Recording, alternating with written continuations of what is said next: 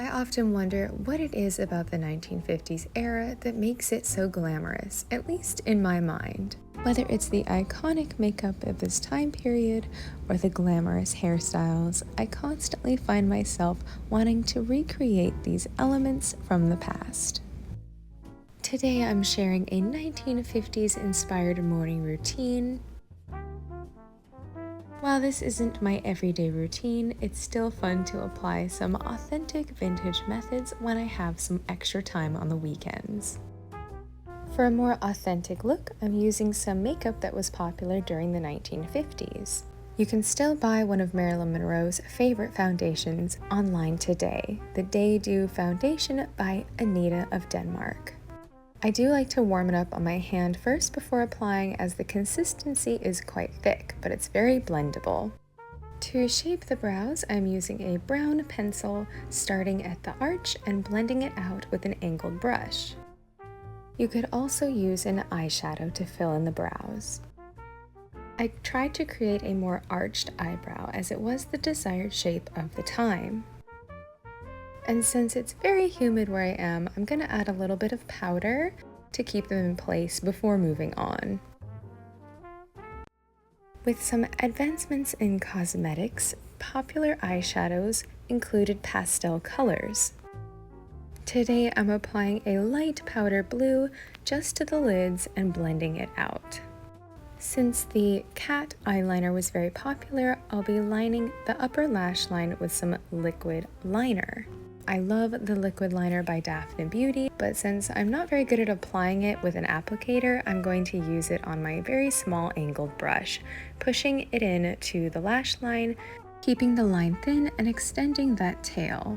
Next, I'll be applying the Dafna Beauty mascara in black, especially to the outer lashes. To the lower lash line, I'm applying a little bit of the brown pencil just to keep it nice and soft, blending it out with an angled brush.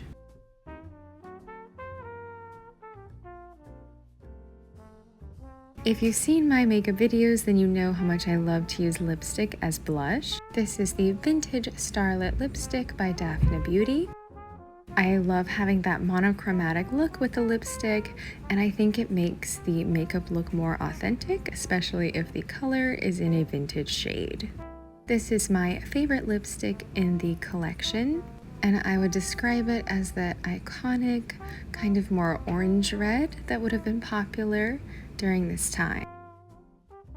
And I think it pairs really nicely with the powder blue eyeshadow.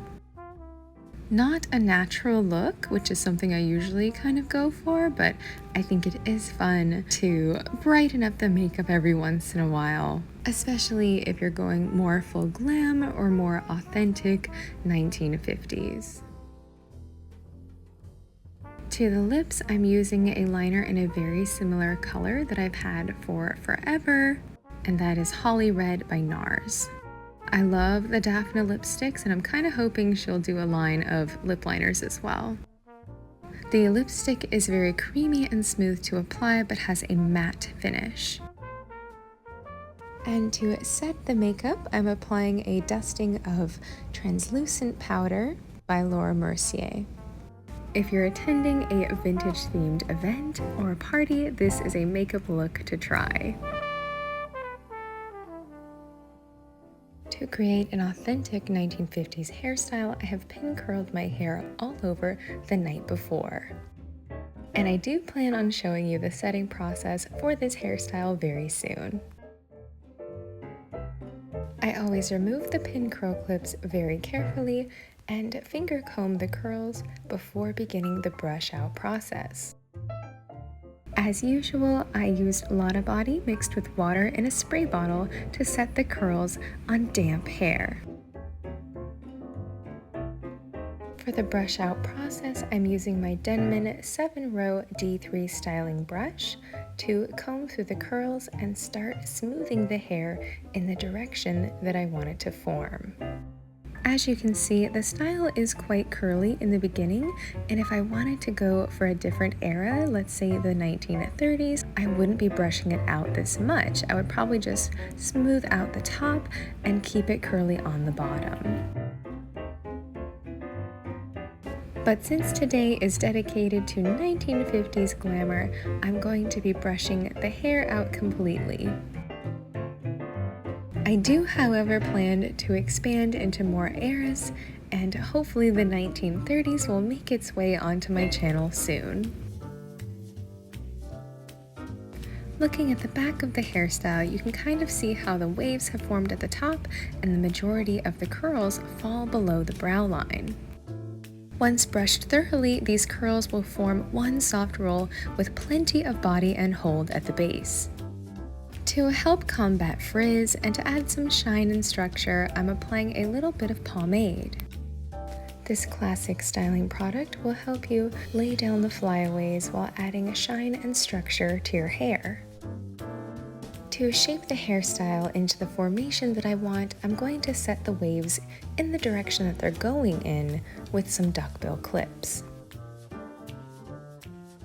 I'll be using a boar bristle brush to smooth out the back to form that page boy effect at the bottom, and securing the style with a dusting of hairspray. After letting it set for a few minutes, I'll remove the clips to reveal a 1950s hairstyle that presents as beautifully as it did all those years ago. Once the style is set, I usually will go over the top with my comb to finalize and smooth any flyaways. You can kind of decide with your comb how structured or how soft you want the style to look. I hope you enjoyed watching my 1950s inspired morning routine, and that some of the authentic methods applied will help you prepare for your next vintage inspired occasion or on your vintage styling journey. And for your own starlit glamour, do be sure to check out Dafna Beauty's new lipstick collection, Vintage with a Twist.